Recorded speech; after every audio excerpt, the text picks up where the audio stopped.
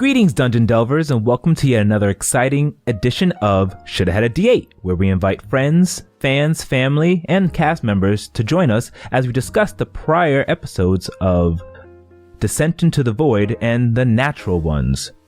Joining us today, we have two members of the Liberators from Descent into the Void. We have Zeki, who plays Cal.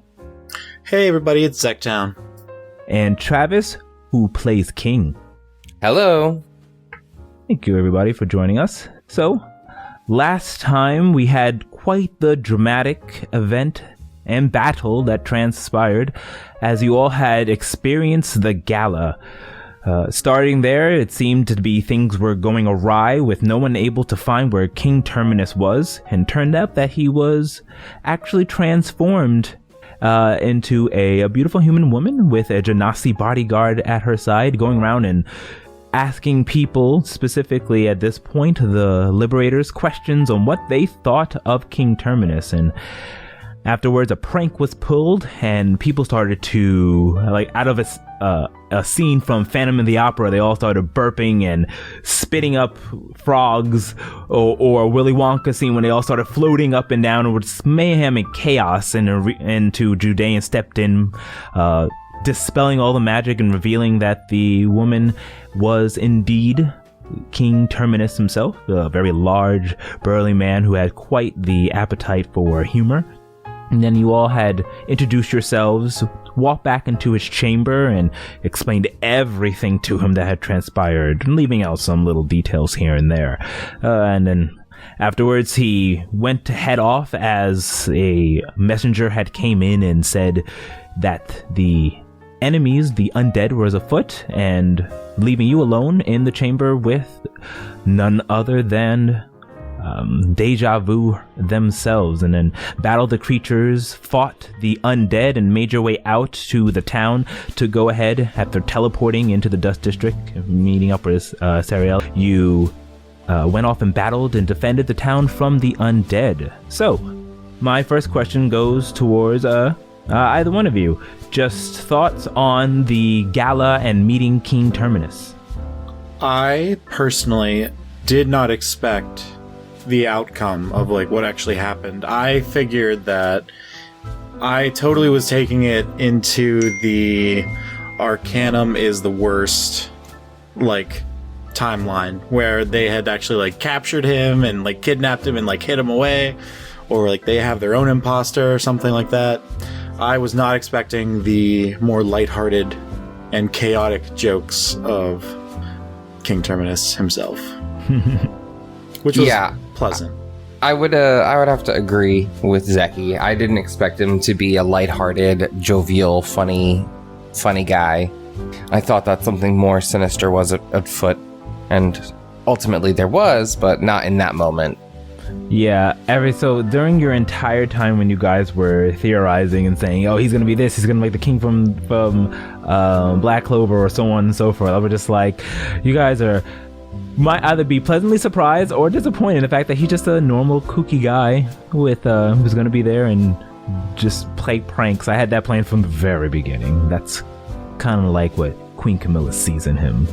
Some meta knowledge there. Interesting. Let me eat up this lore. This tiny bit of this meta lore. But nonetheless, you did meet him, and we saw a strange interaction, or the dichotomy between the king and Judean Sunfell, the archmage of the Corpus Arcana of Duskhaven, with them kind of reeling him in was Judean, and after a strange interaction with King and Judean and King Terminus, talking about saying who wears pants in this relationship of royalty, we got more into really how their relationship works. So my next question goes specifically towards Travis. We saw the relationship between the King Terminus and Judean Sunfell, kind of this weird, you would think King Terminus would be more authoritative, where Judean seemed to step in, which shook up things with King as he stepped in as a third party of royalty. So what was going through King's mind during this interaction with Judean and the king? Yeah, so once King Terminus sort of revealed his true intentions and that he was just sort of like a goofball, but generally cared, because at that point we learned more about, you know, how he really feels about Camilla and that he really loves her. And, you know, I was like, and then Judean Sunfeld literally came out of the darkness and was like, "No, you can't leave," and you certainly will not just leave and do XYZ, and like literally skulked in from the fucking shadows. And I was like, "Who do you think you are, bitch? Like, he's the king." Like, and I know, like 100%, it's me playing off of the fact that King. His nickname is King, so I was like, from one king to another. It was meant to be more of like a, you know, maybe it's a joke, maybe it's not, but like from one king to another king, like you're supposed to be the king who rules it. Because in that moment, I was the figurehead for our group. I was talking mainly to him and sort of like leading. I mean, that's how I felt or thought. And I have a fucking 22 in charisma. Like, I should be the one talking. You know what I mean? Like, the rest of the cast had the most epic eye roll.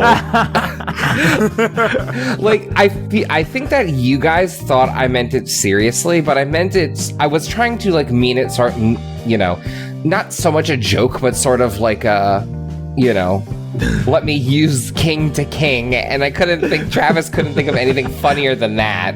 So that was my way of sort of like, you know. No, I totally dig it. I feel like that's King's charm. King's charm is Travis's true charm. Yeah. Which went over well with King Terminus, as you obviously convinced him to let you in on everything, and he headed off. But yeah, I believe I've rolled a natural 19, which put me at a 30. So many 30s and high numbers. This is the session of high rolls on your guys' part and counter spells. Which we'll get more later. But after learning from a Unity Knight, supposedly Unity Knight, that the undead had finally made their way, you discovered that those Unity Knights that fought there failed. As the undead had snuck their way in there, or maybe have not failed, because there was definitely no alarm that was raised saying they're coming from the shore. They were just like, they're at the walls! How the hell are they at the walls? So they were just overrun, is what I assumed. I don't know. I had also sensed that there were undead in the city, so maybe they were like planted near the walls. You don't know. It's like a Helm's Deep situation where the guy just runs in with the dynamite and like, oh, now we're all magically here. Magic. No, yes, but either way, the Grey District was overrun and attacked, making King Terminus run out to defend, even though Judean went on and said to do not leave your throne. You needed to keep up the barrier, which was some strange bit of lore that was given there, catching the eye of some of the members of the Liberators. But he went off, and then the guards revealed themselves to be an illusionary deja vu who faded away, leaving nothing but an undead king, or not king, an undead entity to attack you all. So, before I ask my question about the battle, my question, we'll start off with you, Zeki, is deja vu back again, thoughts? I am not 1,000% sure why I should not like this deja vu as much as I don't, but I don't, and they keep trying to trick me at every turn, and I do not enjoy it. They've almost killed King, and did not need to deal with that on the boat. Now they're doing this here whenever we should be either helping King Terminus or actually getting King Terminus to Queen Camilla. It's just roadblocks. Travis, same question? I feel like we're going to just be super paranoid. Like, no matter where we go from now on, if we don't, like, outright kill her and be like, no, I need to watch her soul leave her body. You know what I mean? Like, because otherwise I'm going to be like, you know, okay, we're in the new city. Now let's check every single person to make sure that she's not deja vu. Like, you know what I mean? Or like, like, do like like a secret rotating code to make sure that we don't get infiltrators. Like, I feel like we're gonna have to start doing some spy shit. And it was some definitely high-level illusionary magic as the using the. This may or may not be meta, but it was definitely all casters could tell, like having the illusion of the body of the skeleton that was deja vu as it fades away, revealing it to be the actual entity that formed into what your battle went on. But definitely saying the master, and we all know who deja vu's master is, Dorama, was trying to keep you guys away, pulling the attention of King Terminus, it seemed. And then the battle ensued. So my next question, during this hectic, crazy battle where we saw Horatio dive into a power unknown, and any lasting effects that could happen to him, we're not sure yet. And then Cal downed. So my question goes to Cal. Zeki, so Cal, we saw Cal run up there and fight kind of melee combat shooting using a massive amount of divine energy, but was downed onto the ground. Yes, I was down. Thoughts on the battle? You know, a lot of people would have been way more stressed out and nervous about being downed. But I put a lot of faith in my party that, like, I know, like, as soon as I'm downed, the battle will shortly be over, or at least they will get me to safety, because, like, I hope they know I would do the same for them. Like, it's like, might be like my first priority, rather even like over killing the monster. Like, if I have the opportunity to kill the monster and I know it's like that week and this is like the last round of combat and that will get us there, that's one thing. But if it's like in the middle of a battle and all of a sudden somebody gets downed, my first priority would be to switch. So I really wasn't sweating it too much, and I was mad that I didn't find a way to do more damage to just get that thing out of the picture. I was really trying to channel Cal's hatred for the undead and like kind of bring that out as almost this frenzied conquest-like fervor in rebalancing the world from undead scourges like this. So that's kind of how I approach a lot of the battles with Cal. It's like, depending on like who we're fighting and how we're going to be doing that. And it just so happens we've been fighting a lot of undead things, which has been convenient for me. Yeah, like this has been, and partially because planned, because I want to dig into Cal, and also because just the way the story had unfolded. But this has been like Cal's, like, we got calories, and then not only that, we seen Cal just dish out the damage because it's in his zone. He's like, undead creatures, I got you. And so yep. I'm loving seeing Cal's like spotlight development happening here, especially after that void moment. Ooh, I can't wait till that comes to light. Oh my goodness. That's like another driving factor with that, like taking that into consideration and where he kind of sits with the party. It's like, this is one thing he thinks he can control because he knows he can do this like additional damage, and like this is his zone kind of thing. So that just like, and I think I even mentioned that whenever we had started the combat, that like I'm running over there and like with almost a crazed look in my eye, firing at these undead. Like, I'm like almost foaming at the mouth, like ready to go and be the attack dog. And that's like, you know, really pushing the paladin side of this rather than the religious, spiritual oath side to Kalemvor. It's more of the paladin, like, I am going to be the tank attack conduit. Get back in the ground. You know what I mean? Like, yeah, like, so it's like, I definitely have been having a lot of fun playing with Cal's character in that way. Totally. Now Cal just needs some bracers of defense to raise that ACs. Yeah, I need to raise AC. Oh, though so now, low. Oh, go ahead. No, I was just like so low, such a low AC. Though now we also saw during this battle, finally what it is like to fight with an Archon of peace and power, as Horatio had sat onto the throne. I believe was it Cal's who shouted that out, or was it Duran who shouted it out to sit on the throne? I think it was Duran. I think it was Duran too. But nevertheless, he sat on the throne, and I was just waiting for someone to sit on the throne. was waiting for it, and but we got to see him just radiate his aura, and now able to actually test that out. I do like it. Sorry, let me rewind that. Not his aura, his new spell, Kane's miasma protection. But she wanted miasma because it's just a cool paradox. We'll just say. Okay. No T. Lewis. I wish that he consulted the team with that. Full T. I think it's super cool. I love the idea of it. The name miasma, I'm like, did you look up the definition of what the word miasma means? And he's like, no. And I'm like, you really should have. Like, it's weird for him. It doesn't fit, I don't think. But it's still cool.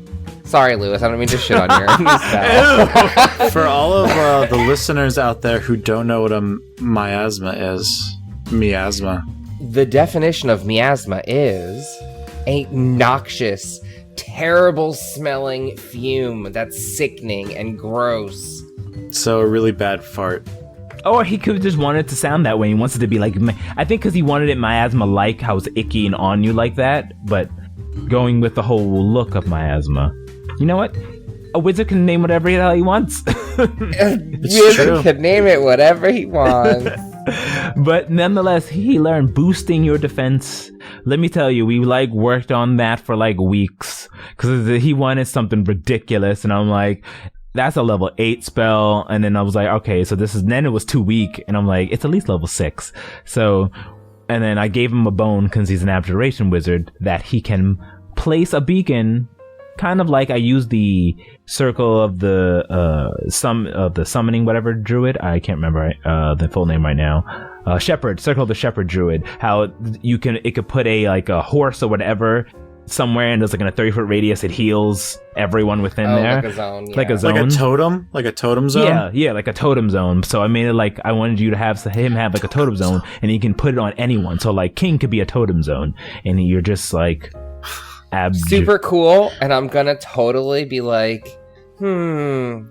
let's try and take this a notch further. So I'm gonna give you a tip that King's gonna try and use his mist dancing to combo with this miasma. That's fine. To take it to the next level. So start thinking about how that's gonna interact. That's fine. So I will say that some time ago, because I don't want to give anything away.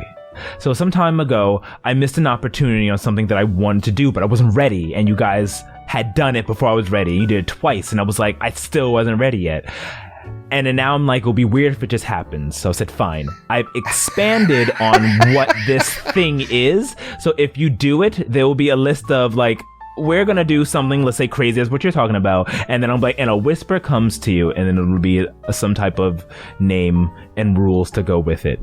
Okay, so basically what you're saying, what you're not saying is now you have a understanding of how we can combo. Yes, combo. I have a feeling on stretching your imagination with your mist dancing and everything, all that, and I'll be caught. So you all can feel, but it'll be high checks. But what you want to do may not what happens, but it will be within the realm of what you are trying to do. Understood. We didn't know King would be able to purify the water purify food and drink, but you were trying to do something of the such. But I wanted to keep it in D&D as well, without completely making something ridiculous. So, anyway. So you're saying there's a really cool, but you're saying, but you're not saying that there's potentially a really cool mechanic where all of our vagaries can interconnect in interesting ways. Maybe. I didn't say anything. That's how we summon Captain Planet. That's how we summoned Captain Duskhaven. Yeah, can you imagine if our powers combined? Our powers combined.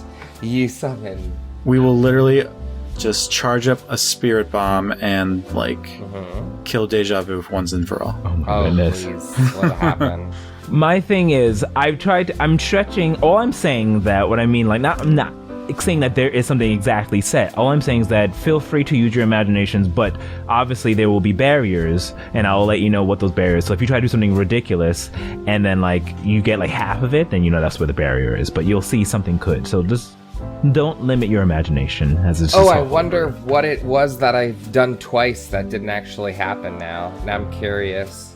I don't totally recall exactly what I've done. All right, enough of this. This was We'll super just have meta to zone. start like we'll just have to start like comboing them and see what the right combination is. Because we saw we saw a combination. So the last combo that we truly saw that went off, if you want to go down that route, was back in the season finale of season 1 when Monako and King comboed and made Crystal Ice Mirror Reflection. Yeah. So it was like boom, boom, and it shot back the steam, thing, which is something there. If I was ready for something of such, though I was ready for it, I had an idea if you were to combine something like that and make a check. I wanted to have a cool name for it. I did not because I wasn't expecting something like that. So it's fine. Just like when you all unlocked your vagaries, you all got whispers and it was stuff like that. So, unfortunately I was not. Now something like that, maybe something will happen where you'll get something of the such. I feel like I might as well that's literally me just saying it anyways. We're not meta now, we're just spoiler. We're jumping meta to spoiler. Just spoilers for everyone. Spoilers for everyone. That's fine. Out of spite, I'll just not do it. No, I'm just kidding. DC's 32. Oh, I'm sorry. Oh, sorry. You need an add 20 to get that. But in any case. And guidance. But we did see... Oh, go ahead. I just had an idea about bending other people's abilities, much like I can bend the bullets. Well, we know. Okay, wanted. We know, and I'm pointing to Zeki as I do this, and we know, I'm pointing to you, Kat, you audience and listeners, what Cal has learned. The rest of them does not know still. So we're quite curious for that to be revealed. It almost happened. It almost did. Yes, it did. But like the pacing. Are you undead? No. That is. Well, I can neither confirm nor deny that to you. But it's actually like the Sixth Sense. Like I've actually been dead this whole time. No. Sorry for the spoiler for anybody else that hasn't seen The Sixth Sense. The 1998, I believe, thriller. It's okay. It's like Titanic. It sinks. Yeah. Spoiler. Right. But, yeah, it almost happened, but the pacing with what was it? It was like a skeleton lord. Yes. The skeleton lord just decided to like get out of sight just at the wrong moment. It almost would have happened. There was Travis, you would have got to see something very cool.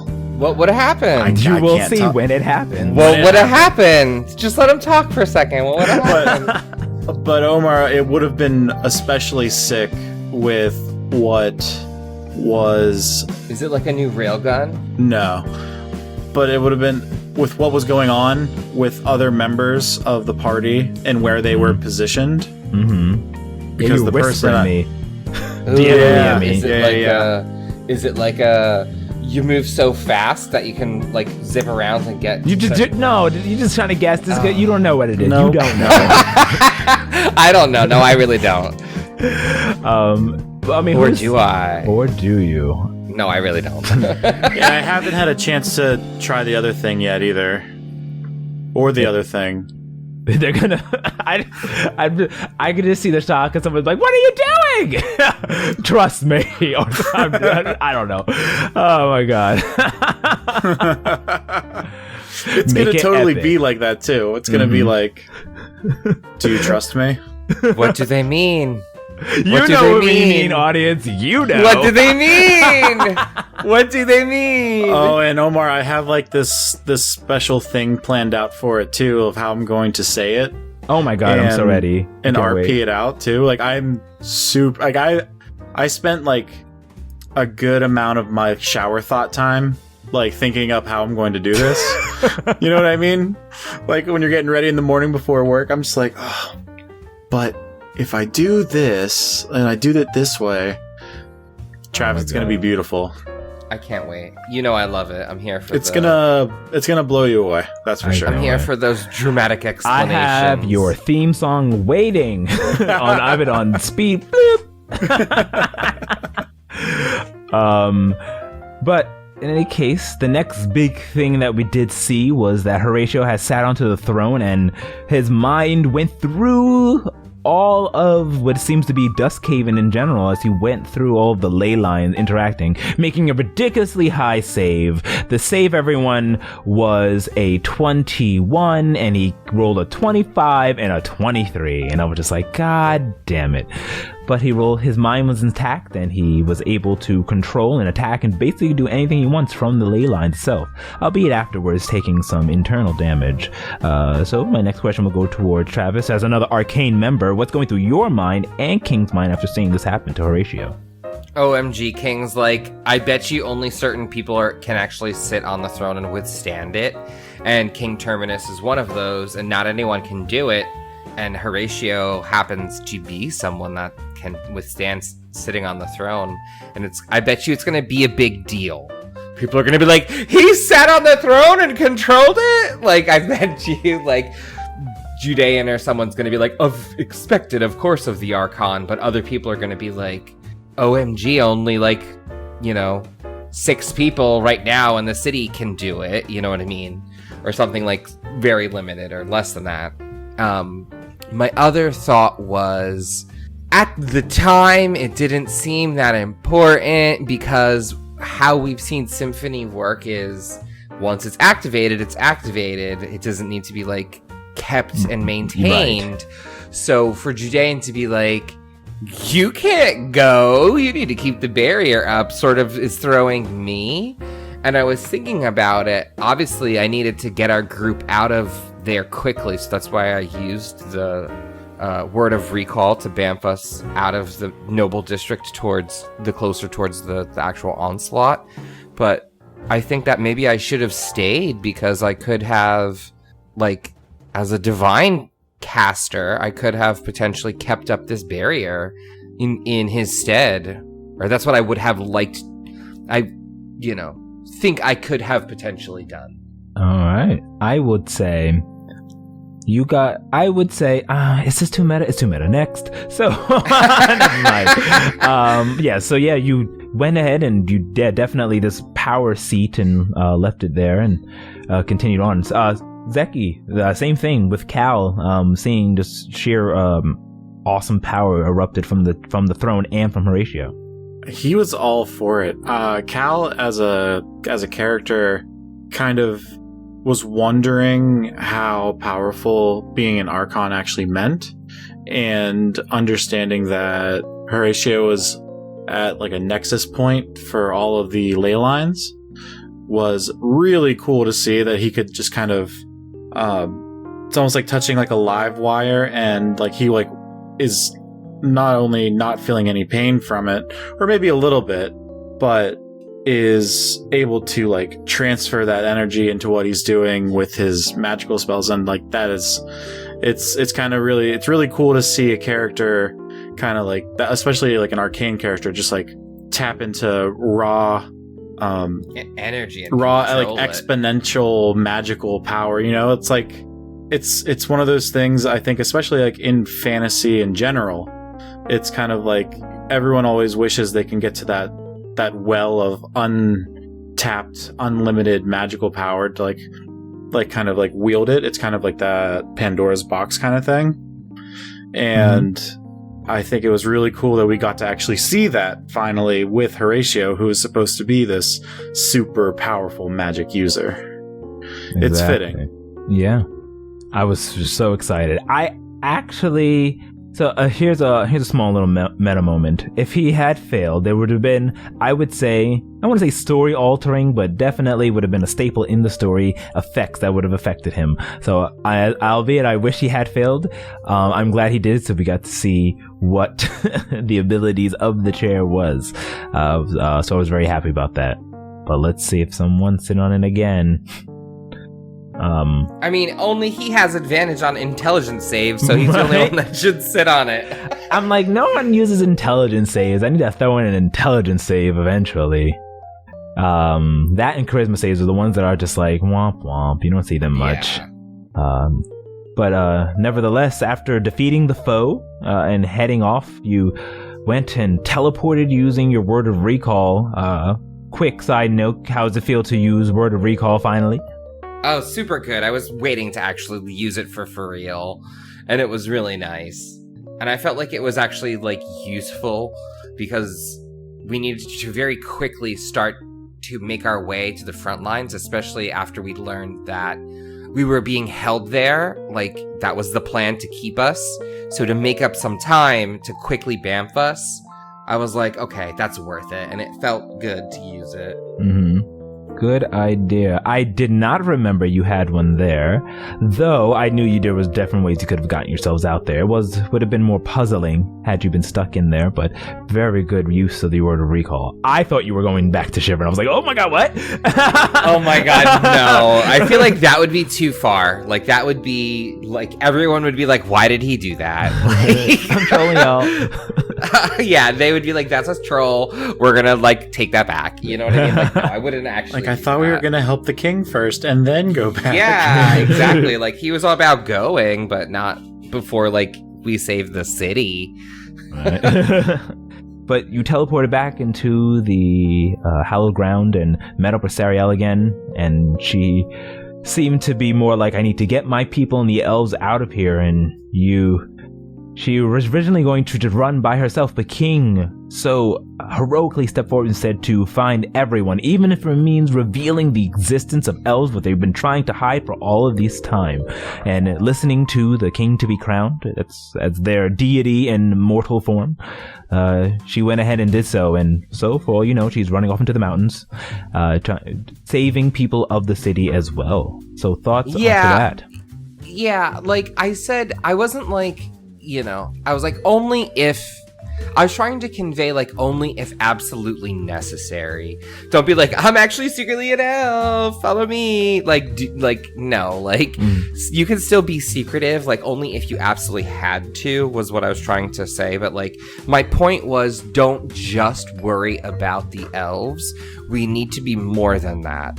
Like, that's the platform that Duran and I were taking is, you know, we're better together. So, you know, yes, some of these people may have wronged them, and if they skip over, you know, a nasty noble or two, so be it. But, like, help that orphan human girl, you know what I mean? Like, you know, help that, you know, street rat boy, help that, you know, single mom or, you know, struggling family. Like, don't leave them behind. Help, you know. Mm-hmm. So that was my general, like, desire, and I was trying to show that that's King being a, like, good leader, like, or trying to be. Like, he needs to think of everyone, not just the specials. You know what I mean? Like, very benevolent. Trying to be a benevolent ruler, and that I'm trying to show growth and leadership. You know what I mean? Or that was my intent in that moment. Mm-hmm. Yeah, it was. Do you think it came across right? I thought it did so. So as a DM during that scene, from that scene on, we'll skip ahead really quick before we get to the next part. It was definitely, I felt very heroic. You were like, go up there, we'll save the people. And I was like, you guys can go. I thought you guys were going to go with them because Horatio had brought up, all right, we're going to have to backpedal. I can't digest that without mentioning this next part. So during that, you all were trying to make your way into the heart of battle after warning, talking to Sariel, and when you all heard when Horatio heard a whisper in his head and had a conversation as you all were sent to the void. In doing so, he revealed to all of you that Doramo has Galdrum as well as Galdrum and Ren, and threatened their lives if you did not bring he said that he revealed that this was all a distraction, so you guys can go up and, for him to go up and steal the shard to deliver to him. He went ahead and revealed this all to you, also saying that Sills, what happened to him, would be revealed to you as well. And then you all had the choice of, he said to take the shard and run, or while you said all to stay and fight. It was different communications going about. So we'll start off with Cal this time. So Zeki, thoughts on this big reveal of Duran, and then also Duran, of course, letting Doramo know that we know who you are, we know everything, the jig is up, and then him just kind of demanding over brain chat broadcast. What were your thoughts on that? So, that is a lot to digest. The first thing I will kind of speak to is that Syl is dead. Syl has to be dead. Though he talked about him as if it was like past tense. Like, what happened. Not what's happening. Not what I have him doing. It's what happened. Like, I have bad feelings about that, which is really unfortunate. For a couple reasons. One, he was a character. Two, he had his own shard back before I knew that shards were super important. As a new player. I would have stolen it off of him or something. That's not very lawful. But then now, with the choice, do you agree with the choice of staying and fighting, I guess, against Doramo? Or actually, I don't even know what your final choice is, as you're all just in a massive amount of, we need to just fix shit immediately and deal with it as we go. I feel that I didn't think that Doramo was actually going to come and steal it himself. I took it as we are stealing it for him, and that we had to either choose to steal it for him now to save Ren, or maybe we'll steal it later or talk about it more later, but they might not be safe later kind of situation. I didn't think that it was like a go fight him situation. I didn't think that was the fight you were implying. I thought that the fight was leave the people to defend this city and fend for themselves, and take, while they're doing that, we'll take the shard and leave. That was option one. Or option two, he's having us get it because he can't. Or that's what we think. So that's why he's asking us to get it. Yeah, so that's what I thought too. If we too. leave it here and help defend the city, we can repel the undead and fortify this city. And then once the city is safe, then we'll go back to Fia and help Queen Camilla and deal with, Hiei and all of that, after we've made sure that this place is safe, and leave the shard here. And that's the option that Travis and King chose. And that is also what Cal chose and wants to do. Yeah. Yeah. So the battle that I am expecting is to fight these undead and understand sort of who the ringleader is of this here and what the purpose is. Is it just to sort of thin out the Unity Knights and the forces of Thelos so that way they don't have enough numbers to go aid Fia? And then in what case, what do we do? I don't know. Then we just have to sort of figure it out, and that's, next session. Yeah, because we also don't know what removing the shard will do, too. Yeah, exactly. So that could be, what Judean was alluding to with keeping the barrier up. Maybe the shard is what helps focus this barrier, and if we do that, it'll be maybe they're liars and they don't really have that much symphony and maybe it's like a magnifying shard, and they only have a little bit, so they have to use the shard to magnify to protect the city. So yeah. Interesting.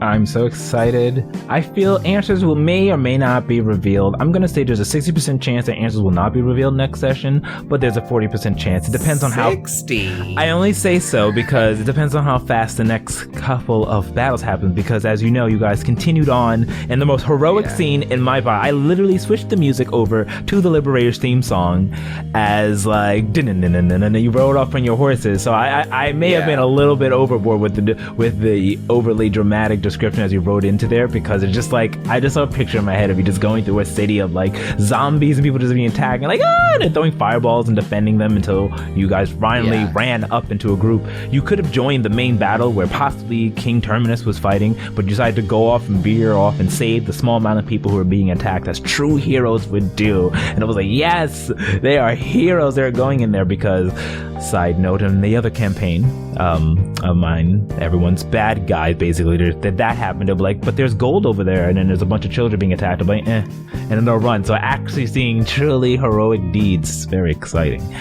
And then you all kind of just ran up and ran into another very large battle full of tons of undead. So we're looking at you, Cal.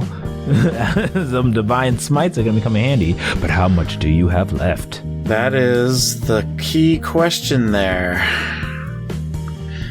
I want to wait until we're overwhelmed, and then I'm going to use my 7th level spell slot, and I'm going to show you what I took.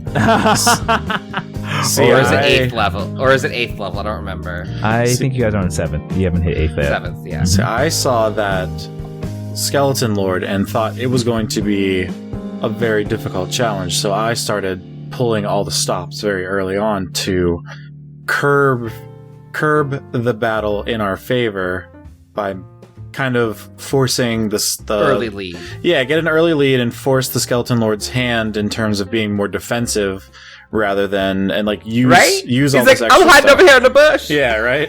Very good, because it would have been I mean, you can only counterspell so much, and then he has the ability to cast 2 spells, and he had a lot of stuff. But then, like, every time, Finger of Death counterspell, this blast counterspell. And I'm just like, man. I mean, like, the way you describe it, I was like, okay, that feels like a really bad evil spell. So I'm gonna cancel that one. And that's a good code, because you look at it, you be like, that looks nasty. Nope.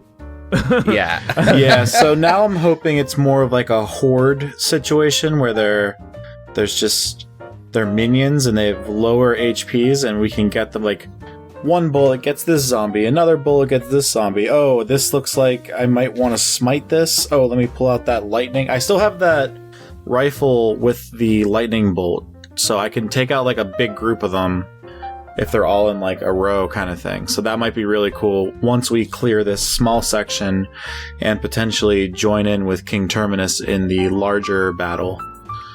But I can't wait to describe to you how I have this really high level damaging spell that's specifically meant to handle like hordes and hordes of creatures. Oh, well, when that happens, we may need to talk a little bit. Oh. Yeah, I don't. Yeah, exactly. Because I don't want to step on your toes, or do I? No, he's planning stuff. Or do I, River? He's planning something. I know what he's planning. None of that planning. I mean, y'all can meta plan. I can't stop. No. You just need to make sure that there's enough hordes of monsters for all of us to have them. No. It's not the moment thing. No. He's trying to. And Travis, what I don't think you understand is, I can just pick a moment and like put it on like full distortion. What can you do? Like, whatever kind of moment I want. Like it doesn't even have to be. It can be a RP moment that I can like change some things for. It can be a battle moment I can change some things for. It's like he can amplify a moment to be, which would be a big moment, and turn it into just sheer epicness. And you know, audience, if you listen to the last episode, what he could do. So this could possibly be something ridiculous, which I'm kind of afraid to see. If you just wipe out like everything I planned, which is fine, only because I will say this will probably be a more battle, because we haven't had them in a very long time. Very battle intensive session using your new level 13 abilities, so much so that it might push you over, because this has been about 2 to 3 sessions since of you guys getting to level 14. It's going to be that intense. This is like I said, this is the climax. This is the Battle of Winterfell, but good, and you can see everything. Kind of epic battle is coming up. Is this Helm's Deep? They're sieging like massive armies sieging the fortress kind of thing. And there's just going to be RP moments in between, and there's going to be choices that has to be made. I'm excited to see what the choices you make. I feel like I planned a heart-wrenching moment that I'm ready for. That will probably be... I thought we were going to have a heart-wrenching moment. I thought that, honestly, I forgot to mention this before when we were talking about Cal being downed. I honestly thought that Skeleton Lord was going to be like, Q, Q, Q, and like fucking stab your dead body, you know, almost did. Stab your corpse on the fucking ground.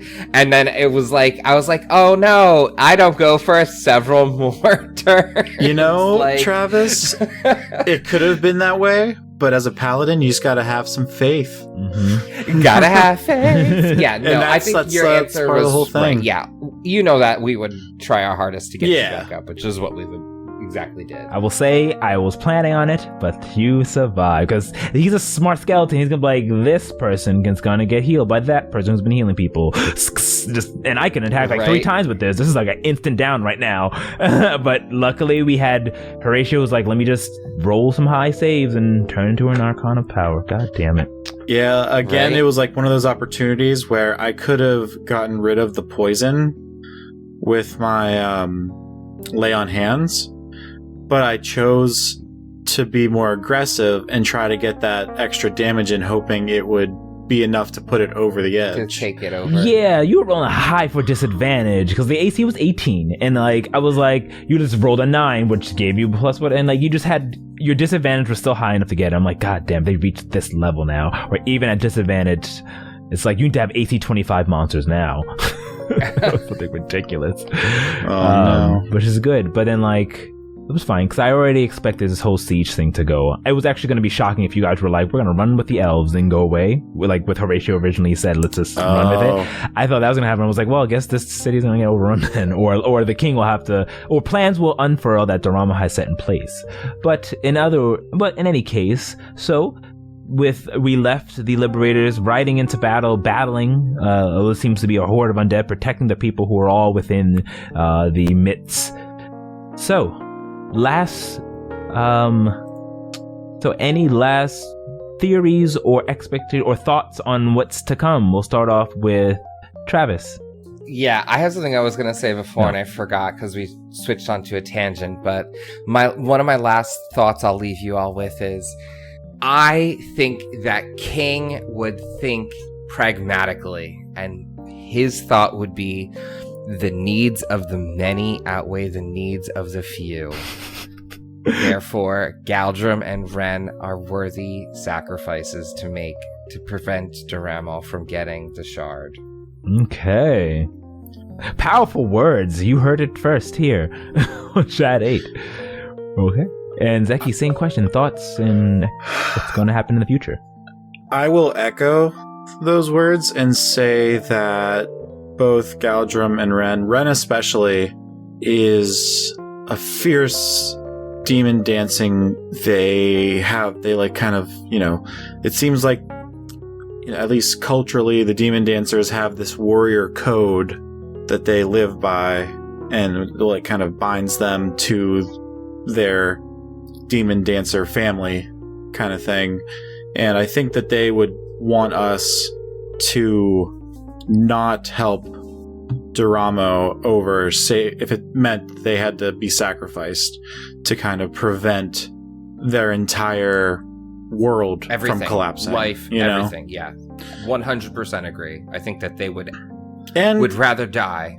And on top of that, it's fucking Dungeons and Dragons, man. We can potentially resurrect them. We can come back here maybe someday if they do pass away in this game and resurrect them and be like, this is our collect the 7 Dragon Balls moment. We're just gonna like set things right in specific places, and we're like our tour of the world after we fix it, kind of thing, Yeah, I have regular resurrection, which is freshly killed within a year, or maybe it's 10 years, but I think it's still within the time frame. So even if they do die, I would absolutely resurrect Ren. Period. No. I would resurrect Galdrum if Duran asked me to. Awesome. My final note is, one, I'm glad you brought that up because I was curious to know what you would think about their fates, but nice to know. Curious to see how the rest of the group reflects onto that. And one thing, since having you two join me for Shad8, we've seen specifically with Cal and Monaco both being from Shiver, and we've seen also Cal and Horatio and Connect as well. So, but I feel like with Cal and King both being like lawful, good characters in a sense, I'm curious to see how their thoughts will go furthermore. As now, I think as the story goes on, we'll definitely see that they have to consult each other in the future. So this was a nice little taste and getting to the mindset of the Cal King or King Cal. I can't figure out how to combine your names together, but Cal with a hard Last K. thought on that. Just full names. Calamity King. There you go. Yeah. I like that. Holy crap. Calamity King. King Calamity. Mhm. King Calamity. Yeah. We are King Calamity. I think we started seeing the inklings of that towards the end of this with the whole drama, eggshell dropping, bomb exploding of Minako.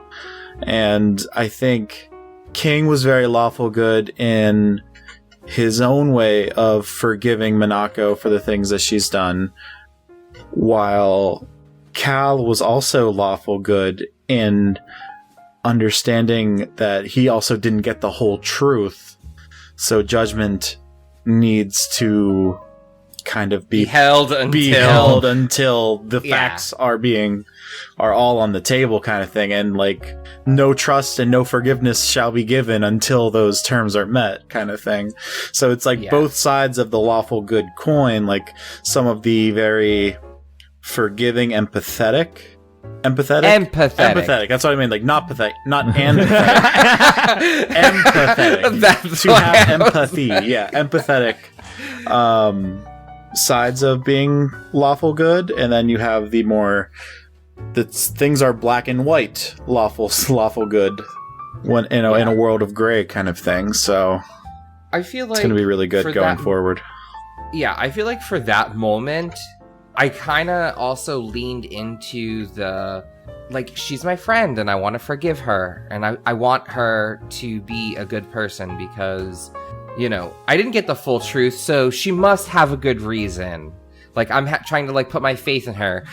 And I also know that that's going to lead for a wonderful, like, dramatic fucking letdown that I can explore in character when I find out the full truth. And then Cal can be like, I fucking knew it. And King will be like, you broke my heart again. You know what I mean? Like, I'm not ready. You know, I'm not ready. I feel like, you know, that's, you know, I don't like plan and think ahead like that fully. But in that aspect, I did think that I was like, let me lean into it in this way a little bit just to sort of smooth it along right now. Because I know it's going to sort of build up a little. I'm like edging. You know what I mean? Yeah. Don't edge too much. But. And I think, like, on a meta level, Zeki, the player, is also saying, I fucking told you so to Travis, the player, whatever he brought to his attention. Hey, she's trying to get you in the same room with an archdevil who wants your body, by the way. Yeah. And you're like saying, let's go do this. I trust you. Yeah. Oh my god, I can't wait to explore all that. Yes, she loves this archdevil too. Yes. Yeah, I feel like that could be a really good moment where once we have a actual downtime, you can be like, are you really going to go through with this? And we can have like a moment. I just feel like you guys... Alright, there's one thing to feel against Minako, who, like, people were kind of suspicious for from the beginning, or at least the start of the season with the whole vision saying that don't trust one of them, and so on and so forth. But then to have Horatio, who King 100% trusts, is like, that's the, like, we are the ones who are kind of the quote-unquote leaders who kind of purports, like... step forward and like and all that, and then like to look at him and be like, how dare you keep this secret from me? Because he's gonna defend Minako. I feel like he's gonna defend Minako. Yeah, he's in love with her. And I'm worried about that too, because he might be getting like double played. You know, she's forced him into all these situations and he's bending over backwards. I have faith in because Minako. He has a love interest with her. Oh my god, I want to know, like, does Alex really like want to be good, or is she really triple crossing all of us? You'll have to find out. We'll find out. Yeah, we'll find out next time on Descent into the Void. But that's all the time we have. Thank you so much for listening, everybody. Thanks so much for a wonderful cast for joining me today. Excited for what comes next, and as always, from the first chapter to the last page, we love you guys. Be kind to one another. And we'll see you next time. Bye now. Bye, everyone. Bye, everybody.